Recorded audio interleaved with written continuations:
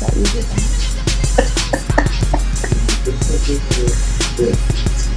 I said it before, the circle style. So no, not a single person heard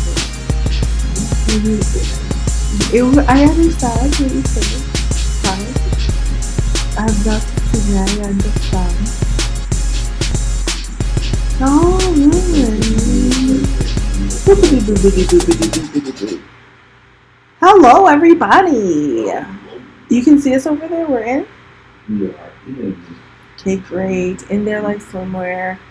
Good evening. Welcome to another episode of the Black Multiverse Theory podcast. We are here in our studio, ready for another week of Who Survived the Rapture. Oh, sorry. Another week of Is This the Apocalypse or What? Welcome to another week of... We're trying to figure out what's happening. What's happening? Oh my goodness. How was your last week? Last week was pretty good. What did you have going on? We had lots of talks about vaccination last week. Mm-hmm. But what was happening in your personal life? I want to talk about that in the scroll. Oh, sorry. Okay. So, again, last week there was a lot of talk about vaccinations last week. Because as everybody knows, in October I will be going for surgery. And so the question is, do I need to vaccinate before going for surgery? Or do I not? Do I have to have both vaccinations before? What's the scenario? Also last week I went to the movies with the children, which was fun, but that is on the screen. So my last week was full of work and play. Okay, excellent. The Kaleidoscope, I think, was like the whole week before, right? So that wasn't this last weekend. The Kaleido Festival. Mm-hmm. Yeah, the Kaleido Festival was the weekend before. Yeah, we talked about that. So after that, I really didn't do a lot other than work, trying to get things wrapped up before next week. For me, mostly really just getting ready for the market this weekend. Those of you who frequent aphrodisiac and buy aphrodisiac products will know we have been having a hard time keeping things in stock. So it's like literally as soon as I'm not even doing one batch anymore. I'm doing 2 batches at a time. And we're like, by the time we send out the text message that says that the new batch is finished, we pretty much sell like 3/4 of that batch immediately. So, get it while it's hot. Yes. Golden cream. It is, yes, but also it is a constant production schedule. So, it's been like sorting that stuff out. Pretty much getting ready for. 2 things, getting ready for the very last Saturday market. This is school days. We're doing back to school theme. So, and one thing that a lot of people haven't seen on the ads for it is there will be karaoke. So come with a song prepared. And those of you who want to sing in public, let's go do it. Okay. It's going to be great. All right. I wanted to say about that Bert said maybe so about karaoke. Oh, why? Because of the restrictions. Okay. But you were on the call, so maybe we'll sort it. That's all. What you put to say? Say it in front of the people in mixed company. It's weird. It's weird that nobody said anything before. It's also weird because I've already talked about the mic coverings. And there's no band going to be up there. It's only going to be one person. Right. So it's all. Yeah, it's just we have to connect on that. That's all. It's all. Just talking. No. So on to the scroll, right? Yeah, we're moving right on to the scroll. Moving it on. All right, on the scroll, we have local scroll. We have The election just happened. Yes. My mom is very excited because the Liberals, the federal election, have won the minority seats. Your mom Really. and also many Caribbean older parents who Justin Trudeau is still riding on the coattails of what his dad has done. For them, yeah. Yeah, my mom was like, I voted for him because his father did this. When I was listening to your mom, I was like, my dad would have voted for him too. Because my dad has like Pierre. I'm like, what? Why does he like this guy so much? But Caribbean people really like Pierre Elliott Trudeau. I have been reading a book called Policing Black Canadians by Robin Maynard. Mm-hmm.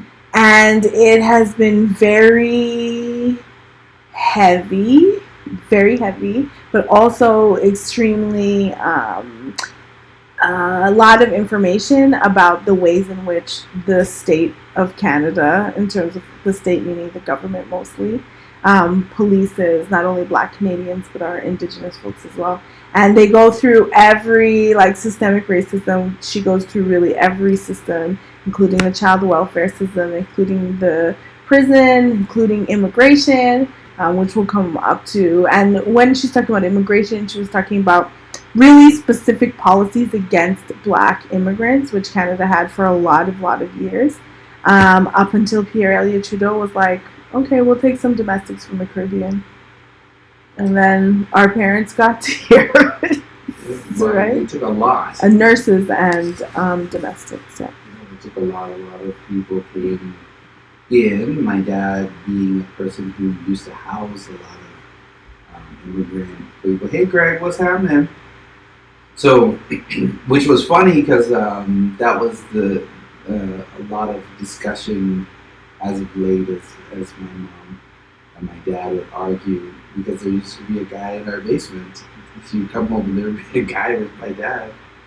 And Dad's like, he lives here in this country now. He lives in the basement for a little bit, until he gets on his feet.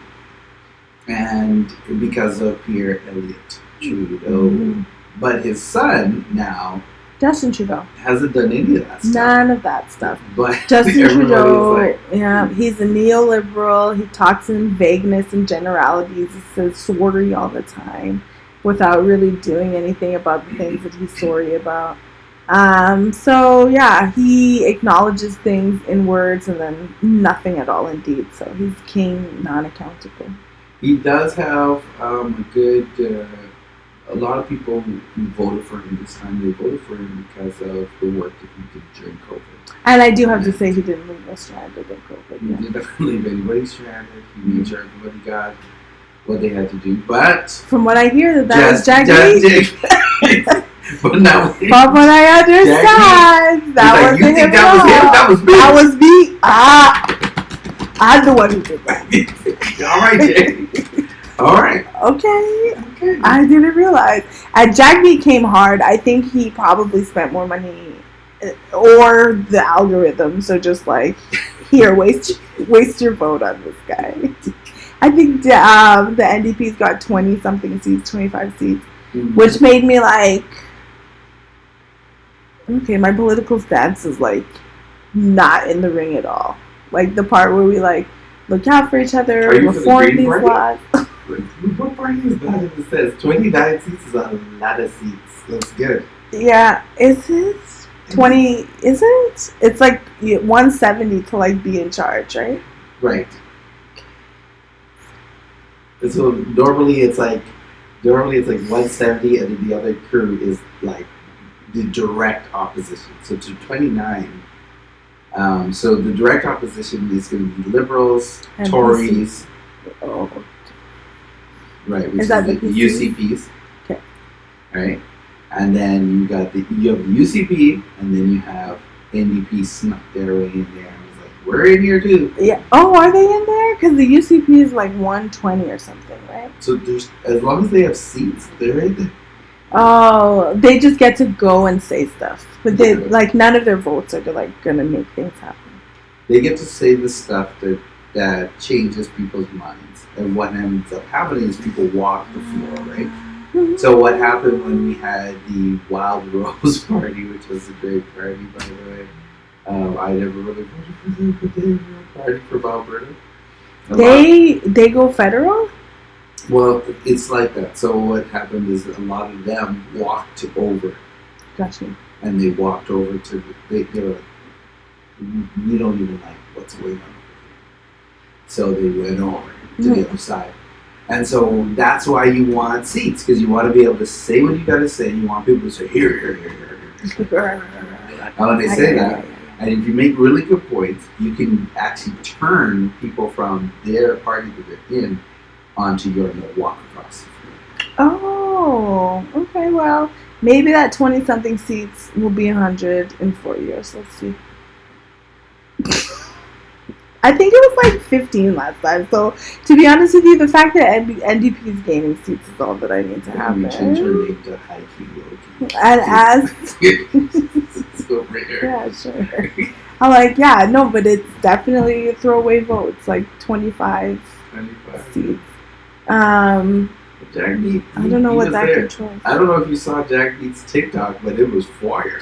I mean, Jack Beat on socials was killing it because I didn't see Aaron O'Toole at all. I literally figured out it was Aaron O'Toole right now when Greg said Trudeau and O'Toole. And I was like, oh, he spells his name the girl way. Like that's what I thought, you know? NDP had a slander slogan against O'Toole. So they had O'Toole's picture on a lawn, one of those lawn signs. Oh. And they're like, O'Toole is trying to do this, and then they're using the sprinkler to wash the O'Toole, and it's washing him into Jack Beat? No, into our boy there, Trump? No, who makes the decisions here? Kenny. Oh. And they're like, we see right through you. We see right through you. But okay, things that I've learned by reading is that Jason Kinney, now please you guys, I want you to understand that I was not in this country for a long time. And although you guys, I love politics, Canadian politics is really the most boring of all of the politics pretty much. In Italy, they'd be fighting each other and cussing each other out. There's places where they're literally like wrestling each other. I guess I would see British. British is pretty dry. It's also dry. Nah. So what I found out by reading is that Jason Kinney was Canada's immigration minister. And as Canada's immigration minister for whatever that time under whoever that person was. You did a lot of reading. Sorry, you guys. It was mostly about Kinney and immigration. He did a lot of really bad things. Like I feel like the immigrant population should not be supporting this guy from his, and it's just so like it makes Casey Badu just even more mind blowing because Jason Kinney undermined immigration and most of his policies were anti-black, and he did like a lot of weird things like organizing a fake immigration ceremony and inviting the news media instead of having them go to one of the 13 immigration ceremonies that were actually happening that day. There's like an immigration medical bill, so like if you're an immigrant and let's say you don't have like your PR, because there are people who are here who are refugee status, they don't have a PR. Canada's like really terrible to people generally, but he made it so that they can't get any medical help or go to the hospital or go to the doctor or anything. And even though these people working and paying taxes, they get absolutely no social services and aren't afforded anything under the law. There's a bunch of other things he did as immigration minister that I'm like, I didn't know he was immigration minister before, and I cannot believe, but I can believe. But just when I think about Casey Badu amongst the whole thing, I'm like, wait, do you guys know that this is the guy hacking immigration? Or, like, he does know. Because it's a payment. Mm-hmm. And Katie comes in and is like, hey, why don't you be this person? It's just another accolade and dollar sign on your thing. Yeah. I could give you stories of Kenny and his foolishness. Under him, it took 10 years for me to get my recipes. Yeah. I get it, Greg. There's been a lot of, like, Canada's immigration policy is very, very violent and very, very racist. And then Greg followed her to Alberta. Greg, why did you follow her? What did you do, Greg? Yeah, so I guess, wow, like all those things. So once again, that book that I'm reading, you guys, just in case you care, honestly, it's called Policing Black Canadians by Robin Maynard. I think like 89% done now, almost finished. So you can borrow the book when she's done. No. It's on me. Sorry, it is 2021. But you can be a part of my family or my household, and then we can share books. Hit me up if you want to do that. But I'll be buying it for the shop. I had given my copy to Sanaya. I actually do have a copy, but I had given it to Sanaya a while ago because she's like very pro-police. And I was like, okay, you can be pro-police, you can be a cop. Just read this book first. And she decided not to be a cop, and she didn't read the book either. So I guess it worked out. Darren, what's up, my man? Darren, my homeboy. Greg said he came when NDP was in charge. Yeah, Rachel. Remember? Yeah. They really, wow, sexism. In any case. I came here when NDP was in charge too. It was towards the end. Yeah, it's like, who's this Notley lady, and why do they hate her so much? But we've had Jan Reimer, we've had Notley. Yeah, but we've had a couple. They're very vicious against women, like particularly. Yeah, and most of the women that are in power, that come in power, have to be very hard, very vicious. And they're all blonde. They have to do that while being blonde. They are all blonde. I don't remember what, except for maybe the Wild Rose Party lady. What's her name again? Was she in charge ever? Like, in charge, no. Even Kim Campbell was blonde. Yeah, all of the women who held the highest seats in Canada are all blonde. Yeah, right. The land of Canada. All right, moving along. Speaking of Jason Kennedy. Okay, and also speaking of Jason Kennedy. We have new restrictions that came in down the pipe for us Albertans here in the old Alberta. First of all, Justin Trudeau, just before the election, announced that he would provide to Albertans anything we needed. And he said anything to help us. LOL. Look at Darren making funny.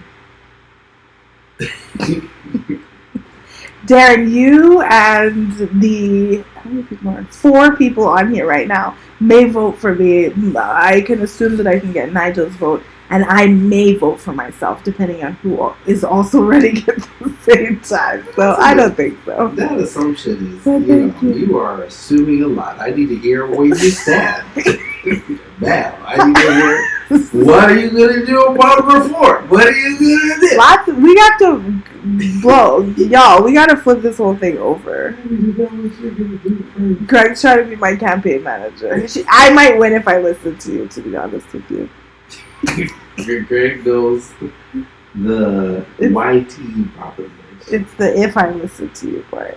You want me to say what? To who? Who is it? Why? So, yeah. The restrictions. Let's start with gathering restrictions. Let's start. Because I got to give you the restrictions that are... As they read. Okay. Here's the thing. So you have to provide a COVID test before you go to a place, but you cannot get a COVID test unless you're showing symptoms, but you cannot go to the place if you're showing symptoms. For the people who want to know what their restrictions got it. Businesses are indoor facilities. Okay. Then this is as of September 20th, the last week after the podcast. Of course, Jason can use it. He likes to do the stuff while we're here. So there might be new stuff as we're speaking. Indoor facilities that do not implement the restrictions exemption program must follow these restrictions. Here it goes. So if you do not follow the restriction exemption, you You have to follow the must. restriction. Right. You have to have a capacity of 1/3 fire code. Check. Attendees must be with household members only or 2 close contacts if they live alone. Other than people with attendees.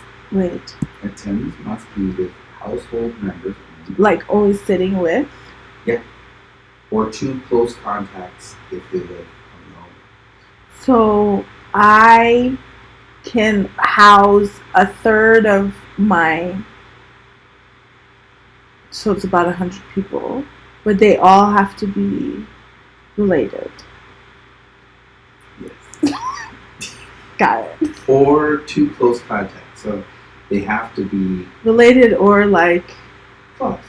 okay, Yeah. They have to be like a girlfriend-boyfriend situation, roommates. roommate situation, Okay. that kind of thing. Okay. Outdoor entertainment, event, and recreations facilities. Mm-hmm. This is as of September 16th. Okay. Events and facilities that are fully outdoors excludes washrooms, Mm-hmm. have no capacity restrictions, but must maintain 2 meters distance between household or 2 close contact to those living. Okay. Okay. Restaurants, cafes, and bars. Indoor dining is not permitted. Outdoor dining only with a maximum of 6 people per table. Oh, you can't eat inside at all? Mm-mm. This is if you don't require your guests to get. This is if you're not part of the restrictions exemption program. Okay, these are the restrictions. Okay, so they made them unreasonable. Got it. Outdoor dining only with a maximum of 6 people per table Mm-hmm. or people of close contact Okay. of household. Liquor sales and consumption restrictions apply. Okay. So sales must end at 10 p.m. and consumption by 11 p.m. Okay. So there's a restriction there. Now, for those of you who don't know about because I'm talking about the restrictions exemption program, let me tell you about that. So starting September 20th, in scope, businesses, entities, and events must follow one of these 2 options. Implement the restrictions exemption program requiring proof of vaccination or negative test result, plus mandatory masking to continue operating as usual. And then number 2, comply with public health restrictions as outlined in Order 42-2021. Does anybody know what Order dash thing is? Anybody? So Order dash. Let me see how. Order 42-2021. Order dash 20. Yes. Whereas I, Dr. Timothy Mitchell, Chief Medical Officer, have initiated an investigation into the existence of COVID-19 within the province of Alberta. Okay. Whereas. Oh wow. Sorry. You're not going to finish this. This is an 18-page document. Many words. You can document. You can go and download it yourself. Most of them I recognize. On there. Mm-hmm. So you have these restrictions. Are there any more that apply? For performance activities, outdoor activities can continue with no restrictions. So soccer, all the children doing things outside, which now we are at the end of that, and going into more winter sports. Mm-hmm. Indoor one-on-one training and solo activities. Mm-hmm. Indoor competitions are paused except for where vaccine exemptions have been granted. Indoor group classes and activities are not permitted. At all. At all. No matter if you have the vaccines or not. Indoor group classes, this is for the people who are not taking part in the. So if you have the vaccine, you're good. If you have a negative test, you're good. But if you don't have any of those, you're bad. So if you don't have a vaccine or a negative test, you pretty much can't do it. Yeah. The funny thing about you most can of come get us, your hair done. Most of us can have had a negative test. Within 72 hours of the appointment. It doesn't say anything. Oh, doesn't it, Chef? says, implement the restrictions and searching program with proof of vaccination or negative test result plus mandatory mask. It doesn't say any time restrictions. On that negative test result. No. But you don't have a negative test result because they just call you. Yeah, there's more in how to participate. Proof of vaccination or proof of privately paid negative rapid test results taken within 72 hours. This is or documentation of medical exemption. So I know a person who has eczema, they can't do the restrictions about this. Okay, so we will just keep running with our exemptions. Any child under the age of 12, this doesn't apply to you. Employees, contractors, repair or delivery workers, volunteers or inspectors entering the space of work for work purposes. I think I forgot my roses in the car. Businesses or entities that need to be accessed by the public for daily living purposes, including all retail locations. So that's you. That's me. I'm exempt. You are definitely I'm exempt. Susan? Yeah. Okay. I am a retail location, but I'm also personal service, so it's not on the list. That is the part that I. But you are, to be clear, she was, Mila was absolutely correct. It is the PCR, lab-based PCR test completed within the previous 72 hours. You have to pay for it. Yeah. It's private. You gotta get it in. So, just so that you guys know while we're watching this, at Aphrodisiac, we're going to keep running restrictions the way we currently have. And that's about it. So, if you do have your thing, here are some of the things you need to know. Photos of the rapid test are not sufficient. You have to have the actual proof of it. So, it gives you a list of what you have to check. Does it say there if the province is going to be giving me administrative dollars to for the administrative cost of this? It does say right here. It says we're going to give you the administrative dollars for it. That's what I thought. It doesn't say anything about. No, it doesn't. It's this deal. Go back to Guyana. Okay, so yeah, pretty much thanks for that very comprehensive read of that list, but pretty much really the question is, should businesses be the one deciding your vaccine status? I personally feel like if the province, who we'll call the state, wants to make it mandatory, then they should go ahead and do that. But I don't think that they should put it on the business to make those kinds of decisions.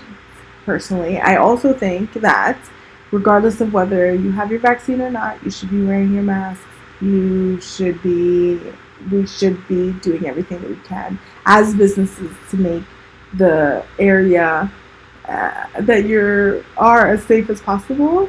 And then the last thing that I want to say is that I think that I am concerned about vaccinated people not being as safe as they need to be because they think that being vaccinated gives them some cover of protection. I'm concerned that these particular these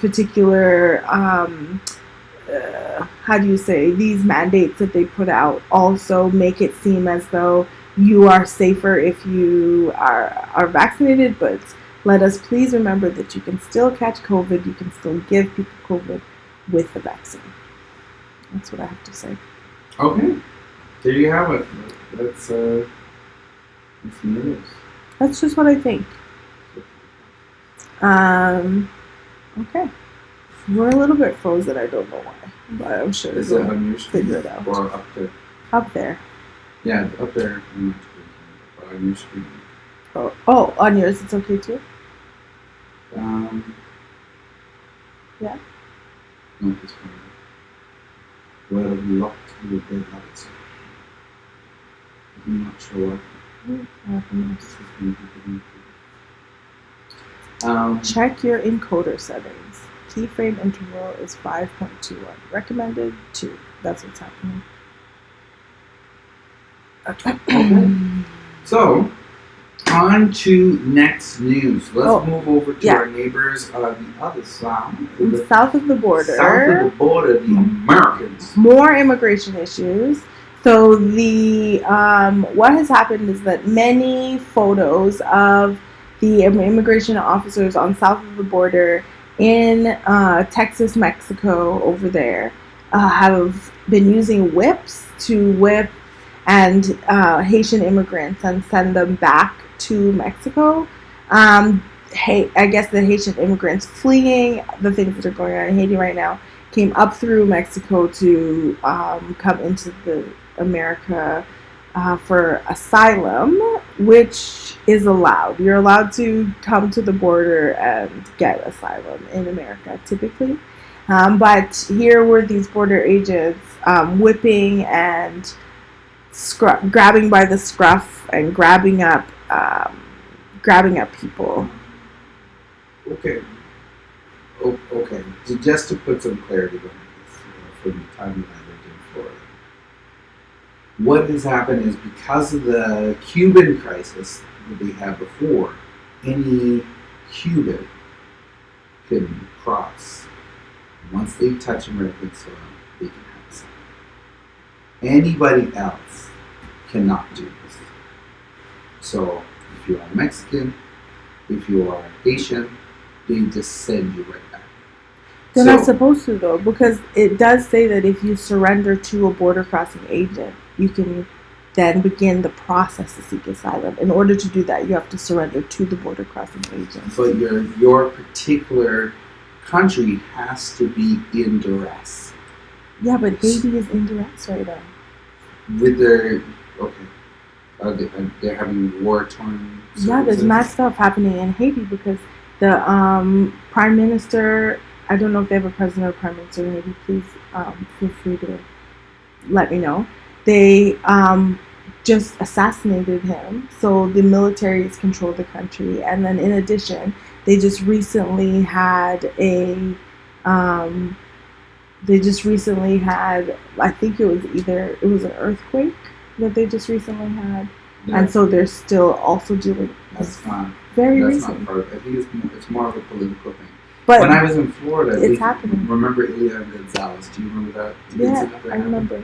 So what happened was he did not touch American soil. So he was drowning, and an American, went out into the water and got him, right, saved his life, and brought him onto American soil. And so that's why he had to be set back, because he didn't touch American soil. So these people, these Haitians that are coming through, they're not allowing people to come through without the necessary paperwork or the circumstance happening. So they're using these whips to corral them like cattle and send them back to wherever they came from. And this has been an issue in Miami for a long time, because the Haitians definitely don't get the same sort of treatment that the Cubans did when they were coming over. Everybody else has to do the paperwork and file for a visa, and then you can come over. And once you have the visa, then you do the necessary things to get it. And Haiti is one of those places that they go for. But that's for me living in Florida. Times have changed. I haven't been living there since 2004. So maybe a lot of things have changed. But that's what it was when I was there. Yeah. I've been very recently reading a lot about immigration in both America and Canada, and sort of more so the racist policies enshrouded.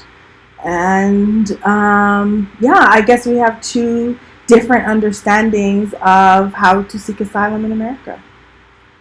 Yeah. Well, it's neither of us are lawyers, so it works out. It's more so what's happening with this. Both of us believe that this is wrong. So, and that's the main portion. The way how they're dealing with the situation is wrong. Now, the paperwork behind that, I don't know what the paperwork is behind it, but they are usually using whips and whipping people on horseback. So they're on horseback with their cowboy hats on and their bulletproof vests, and they are literally whipping the people. It's all over the news. Yeah, so when they were asked about it, when the I don't know the lady's name, but the redheaded lady who is now the new press secretary. I generally hate the press secretary generally. So this new press secretary was, when she was asked about it, she said that she doesn't know the context. She can't think of a context in which this would be okay, but she doesn't know the context in which it is happening. So pretty much, I guess, bullshit. It's More bullshit. It's really cool. I think it's Kaylee McKinney. Another Kaylee. Kaylee. Cool. No, sorry, it's Jen Psaki. Oh, Kaylee was the blonde one. Yeah, Kaylee was from before. Yeah, this one's Jen. They did a press briefing by Press Secretary Jen Psaki. The thing is, Greg, the white nation states, like, Greg is asking at what point do we hold white nation states accountable for all the stuff Haiti has gone through? Since the Haitian Revolution, the white world has been punishing Haiti ever since. Yeah, that is especially true. After the Haitian Revolution, France was like, okay, bet, you can be free, but you have to pay us X amount of billions of dollars. Millions per year and billions since the Haitian Revolution, and they have really have done this with a lot of their colonies, which is why even Ghana said recently that they were not going to be sending France cocoa anymore for their chocolate. So yeah, the thing is that I think that a lot of the Western colonial countries and the settler colonial countries need to be held accountable for immigration as a whole. I am a believer of open borders, so our thing is like off, but there's no way to fix it for me. Guys, we're a little fuzzy right now, but that's okay. We're gonna keep it moving. This thing here falls under the what they call the wet feet, dry feet policy, which is what I was talking about, which was introduced. It went through a revision in 1995 for the Cuban Adjustment Act of 1966. So that's specifically for Cubans, it sounds like. That is specifically for Cubans. And so what ended up happening, because these Cubans came over, when they got their feet on soil, they were permitted and they would get an expedited legal permanent residency status. And that's what I was talking about. That's true. Which is different for Haitian coming citizens. Yeah, and America did that with Cuba during the Cold War, during that whole era. And they were doing it to like piss Castro off essentially. And all that happened was that all the white Cubans who Castro's rule was pretty much not benefiting because they were the millionaires. But it was mostly the white Cubans that came over. Batista, who was right before Castro, was all about the Americans, 100%, a CIA government. And they went ahead, Fidel Castro went ahead and overthrew him. So in that whole Cuban Missile Crisis, Cold War stuff that was happening in the 60s, that is what, who's that, Nixon maybe did? That was during that whole era. I don't remember who that president was. I believe it was Nixon. But I think 2017 is when that policy actually... the wet foot, dry foot one? Yeah, that was put in by Clinton. So it was actually... the wet foot, dry foot one. Okay. Wet foot, dry foot. It was actually after the Cold War and the Cuban Missile Crisis. I guess they just let Cubans come over at that time. They were just like, if you guys want to go... Or maybe it was Fidel that was like, if you want to go, now's the time. And then a whole wave of white Cubans came over to America. In 2017, so it's all changed now. All right. I'm going to say this, like, per your mom, because I don't want to leave it out. The fact is that people who are presently dying from COVID have not been vaccinated, according to the recent reports. So maybe if people take the vaccine, at least they will have some immunity. I get it. I 100% get it. This is not about being pro or anti-vaccine. It is 100% about being pro-choice. So. Yeah, so, and I've said this many times on this show, I don't have a problem with the vaccine. I don't have a problem with people taking it. I don't have a problem.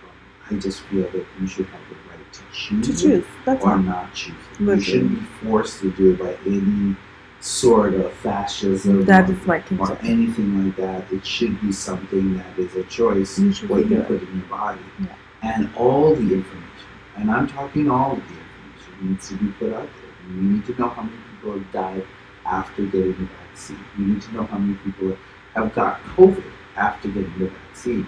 And died from COVID even. And died from COVID. So we need to know what the pros and cons are, because you're going to be injecting a substance that you don't really fully know what's in it. We're talking about Pfizer, we're talking about Johnson & Johnson, but do you really know everything that's in it? Now, you can get the words, and they might say it's this, but what is that doing, and how is it changing? And how is it changing your body into recognizing this virus? And can it mutate into a different strain, or can it do something? Like, a lot of people are worried about these. So to take care of these worries, absolve people of the worries that they have, it's important for us to address them at this time. We address exactly what it is, what are people having a problem with, what is the issue, what are the functions.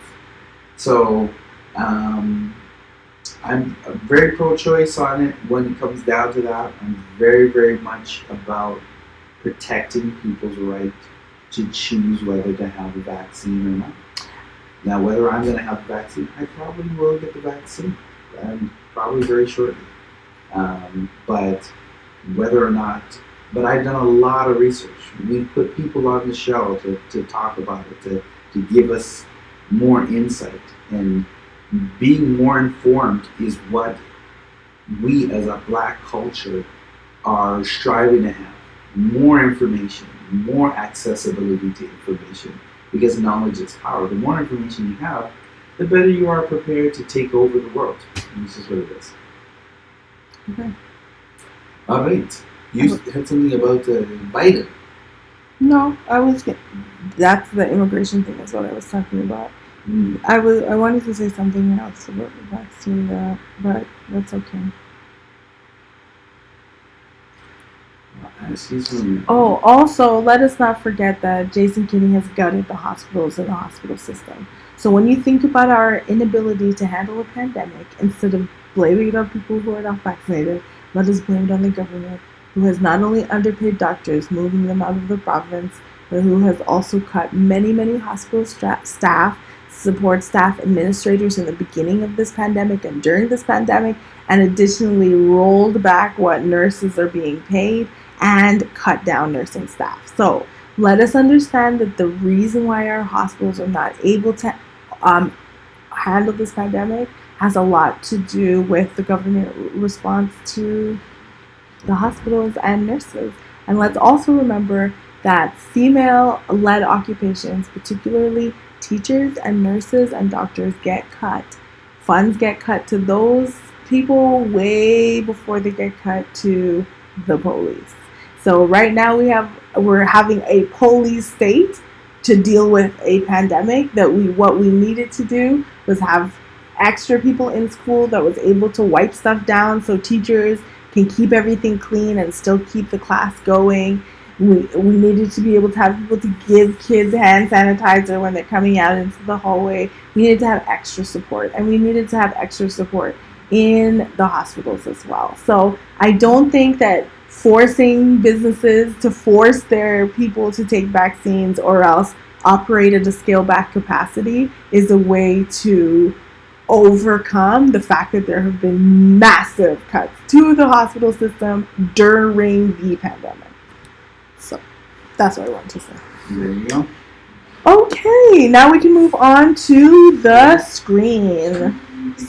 Ding-a-ling-ting. Well, I went with the children to see Shang-Chi. How was that? Shang-Chi was actually Many people loved it. excellent movie. Yeah. It was actually pretty good. It took place with two very popular Asian characters. One by the name of Aquafina, and the other one by the name of, I can't remember his name right now, but he is Canadian and he is part of Kim Convenience. Oh, nice. Actually, when you is that Andrew Cho? Is it? I might be saying the wrong person. Oh my gosh. It might be the old. I don't know if the older guy is Andrew Cho, but it's too clear here. I hope it's not. I'm saying the wrong person, perhaps. Kim Convenience's name is none other than Simu Liu. Okay. Sounds good. Oh, sorry, you guys. Wrong Asian person. Thought I had it, didn't have it. Simu Liu. Okay. So he's on this show. If you watch Kim Convenience, he would be the character called Jung, who's the brother. Okay. Definitely great guy.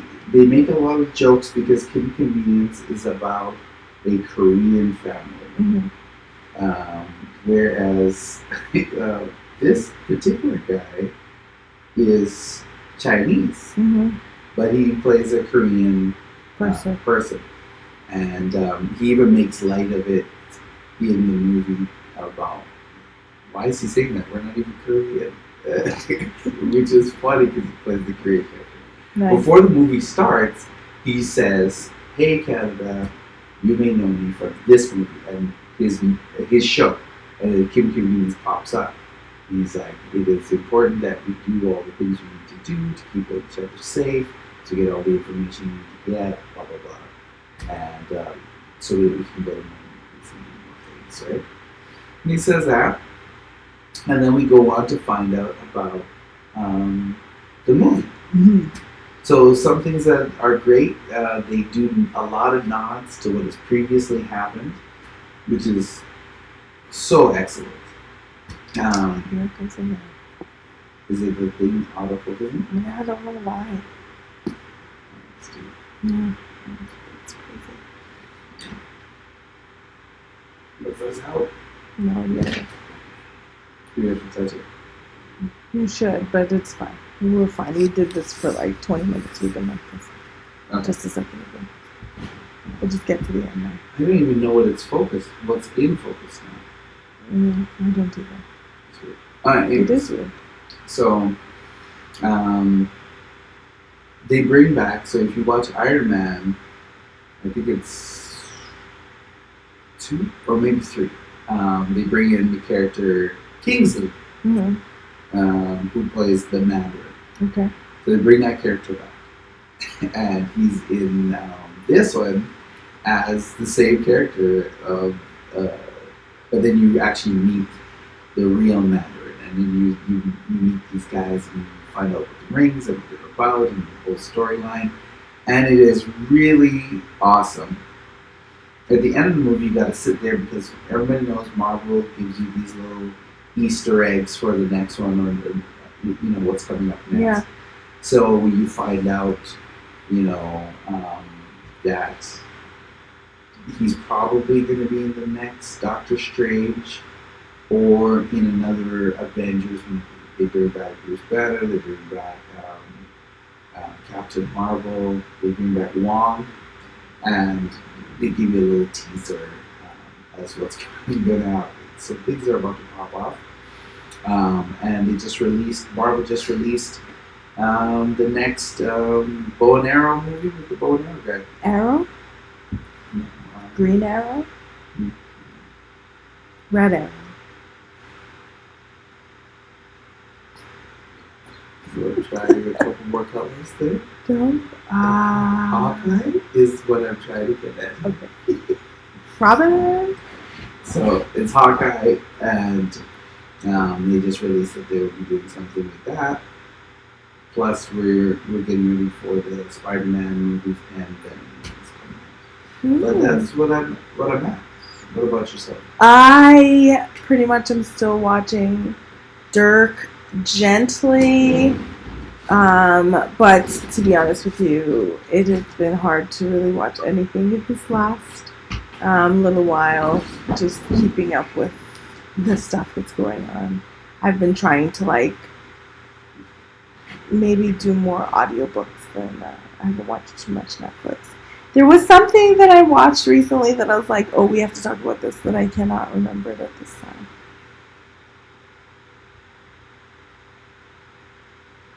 Yeah, sorry everybody. But Dirk Gently, I'm on season 2. So. Dirk Gently. Another He-Man came out on Netflix, which was Master of the Universe. Oh, actually, there is a new movie that it came out, and it was already out. It's called Sankofa, and Ava from Array. What is her name? Ava DuVernay. She did not necessarily produce it, but it was a movie that existed. It's a very important movie, and now we are able to access it on Netflix. So a lot of systemic racism stuff made it unavailable to us before. So I have not yet watched that, but I will be checking it out this next week. So you guys can watch it too, and we can have a conversation. Nice. Yeah. In our ears. No, it wasn't Tell Me Who I Am, Darren. We watched that last week. I hope you watched it. It was really something. So what is in our ears? So I have been listening to what I call Prosperity Doctrine, which is trap music. Mostly like Yo Gotti and like Young Jeezy. Pretty much anything that has to do with like getting money and stacking weight and hustling hard. I took a little bit of a gander into Lil Nas X. The album? Montero? Apparently that album is supposed to be fire, according to a lot of people. But I wanted to hear what the hoopla it was all about. I like that song, Montero. So a lot of people are like, wow, this made me cry and it made me jump all at once. So people are talking about it being better than Donda and better than Champagne, whatever it was. Certified Lover Boy. Yeah, that would be Certified Lover Boy. Which I also listened to. Yeah, so there was an album that I had started listening to, but I'm not listening to it. I'll come back to it. So I'll mention that. Montero. I will watch it. I will listen to it this next week. I appreciate Lil Nas X for his creativity, and there's been a lot of other celebrities, a lot of other rappers coming out now that are like, how do you not find this guy hilarious? Because the stuff that he does, he's just like a troll and trolling people, and he's just like a young guy like trying to be funny. So I can't remember which rapper it was, but he was like, no, sorry, this guy is hilarious. Before we move on to the word, I just wanted to give a couple quick RIPs. There's a comedian that just passed away who was from Friday. What was his name? Mad disrespectful that I don't remember this guy's name. I don't have it in front of me on an RIP. But he did pass. A lot of people have been posting a lot of things about him. Anthony Johnson. Thank you so much, Darren. Yes, so RIP to his family. And then, of course, a local legend is gone. So Neville, a.k.a. Neville the Barber, has passed away this last week. So definitely heart goes out to his family, love and life. And I was at a funeral. That was one of the things that I did this week, which was actually today. I just went to a funeral, RIP to George Ferguson, who died, left behind 8 children. And while I was there, I saw a guy that I saw at a funeral that I did just a few months ago. And he was there. He goes, hey man, we're back here for another one. I said, And he's like, yeah, we got more coming up. You heard about Neville? I was like, yes, Neville's next. Yes. So we're all just like, see you later, man. Like, it's light. I'm making light of it, but it is heavy because a lot of people are. We've lost a lot of people in this summer. Yeah, we're losing a lot of people, and it is something. There's another comedian who passed as well. There's another comedian. AJ Johnson. Who was Anthony Johnson? No, not Anthony Johnson. There's another comedian that passed. I'll mention next week. Okay. RIP to all the people who have lost loved ones and Norm McDonald. It was Norm McDonald. Yes. Canadian Norm McDonald. Norm McDonald. Also, just love and light to his family as well. Yeah. He's a classic dude. Like, he's a Canadian classic. Yeah. If you're into comedy, I think I'm into comedy. I think in another timeline I write and do comedy and probably do comedic writing for TV type stuff. I enjoy that stuff. So the funny thing about comedy, and I was even mentioning this with my mom, like some of the stuff I grew up with are some of the things that influenced me now. So my dad used to come home with a Sunday paper, and inside that was the comic strip. Now I write the comic strip for Melanistic magazine. Mm-hmm. So, and these are influenced because I used to be super excited to get that Sunday comic from my dad. Also, Norm McDonald. Norm McDonald had a movie.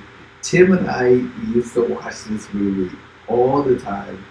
And one of the classic bits that he had on there was there would be a guy sitting down and going into a backstory. He's like, why did you do that? And he's like a beggar. It was usually a guy, can I have $2? And he's like, why are you even here? And the guy's like, well, it all started, and all the dramatic music comes in and zooms into the guy. Everything, he's like, it all started a long time ago. And then the guy's like, here's your $2. Like, totally interrupts him, doesn't care about his story, just tosses him $2 and walks away. So randomly, Tim and I, we do that to each other when we start to drift off into a story. And I'm like, here's your $2. But yeah, walk away, which is epically epic. Epically epic. Epically epic. Love it. Okay. All right, so The word. The word. Do you have a word this week? I do have a word this week. Can you get it? My word this week is you don't have to really prove anything to anybody. You already got it. And this word was given to me on Sunday by a famous preacher from the city. And he's like, you don't have to prove anything to anybody. And sometimes we put things into play and we walk away from it. A good example of this is a few years ago I got really, really sick. My mom was like, you should pray about it. And I was like, no. I don't need my soul to be healed. I need my physical body to be healed. I don't need to go to the Bible and pray. But even though she said that, I found the scripture about something about hyssop, which is a plant that grows. And hyssop grows in 85% of the world's population and heals a ton of different things, from headache to all types of things. Headache, cancer, it's been known to heal a lot of these things. So I got this hyssop plant, I finally tracked it down, and it was in my local, it was like really close to me, my local greenhouse area, and it cooled. And I went and picked up this plant, and didn't know anything about it, didn't research the plant, didn't do anything, just dug a hole in the backyard next to the house and planted this thing in the shade, not realizing that that's where it thrives. Like some plants do not like it, but some like to get burnt. Mm-hmm. This one loved it in that shade and flourished and became big and beautiful. The funny thing about it is I put it there, but forgot all about it. I planted it, and I went about my business. I barely even watered it. In fact, I was like to the kids, I was like, hey, you guys go out there and water. And they would go out and they would water. And then I'm not even thinking about it. Then one day I went into the backyard. I'm talking months later. I went into the backyard, and this bush was humongous. It was like a little plant, and it was humongous. And that is how seedlings and how replanting into ourselves works. It works very much like that. It works where we plant things in, and sometimes we forget about them and we walk away, but it's still thriving in, we put it into the perfect environment to thrive. Whether you want to do podcasting or your own show or your own thing, or you want to make products, or you want to get into whatever it is you want to get into, a lot of times you've already planted the seeds and it's grown. You're just not there. You're not seeing it grow.